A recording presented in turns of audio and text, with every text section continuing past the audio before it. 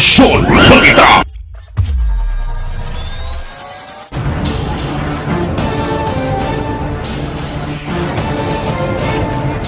Sa padayon karon sa pagpabakuna sa dakbayan sa Tanay aron lang makabot ang herd immunity sa syudad.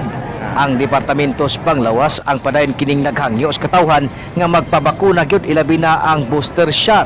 Ang kampanya karon sa DOH mao sa Booster Pinas, lakas sabay tayong babangon magpa-booster ngayon. Kahinumduman nga ang dakbayan sa Tanhay ang anaa pa sa 48% sa first dose o 47% sa second dose nga nagpabakuna. Mao kini ang pamahayag kaniadto ni Miss Maan Vidal, ang National Immunization Program Coordinator sa dakbayan sa Tanhay. Nga karon ana sila nagbakuna sa barangay Bahian, sakop ning dakbayan. Sa niaging adlaw, usas mga tinunan sa Diaz College ang nagpatrok kini sa iyang second dose booster shot atol sa usa ka adlaw nga launching vaccination program nga gipahigayon sa Esport Gymnasium. Diin katusan ka nagpabakuna lakip na ang pagturok sa booster shot. Si Jam Alvin Tulabing, taga Barangay Santa Cruz, Biho, haning syudad, malipayon kini nga nahuman ang iyahang ikaduha nga booster shot. Matud pa niya nga iyahang inahan usa ka frontliner sa dakbayan maong tanang membro sa pamilya gipabakunahan. Dugang usab ni Jam Alvin nga karon kompleto na sa bakuna, dili na siya mahadlok nga mulaag, gani iya pang gihangyo ang iya mga classmate og estudyante sa Diaz College nga magpabakuna og magpa-booster shot.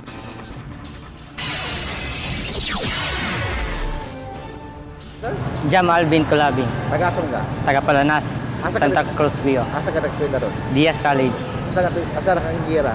grade 12 gas.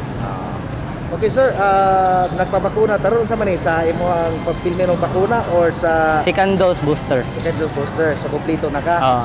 Okay, so sir, ikaw na usilid ari dire? Dili na akong mama. Akong mama kuan is frontliner siya, trabaho siya direct. Oo.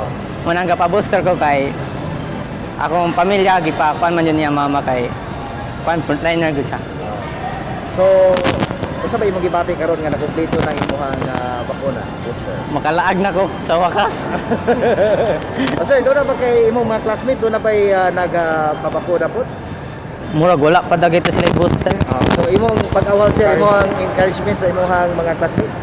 Katuday nga mga classmate og sa Diaz College nga estudyante, kuan mo pa booster mo kay para free na mo tanan anytime anywhere mo laag.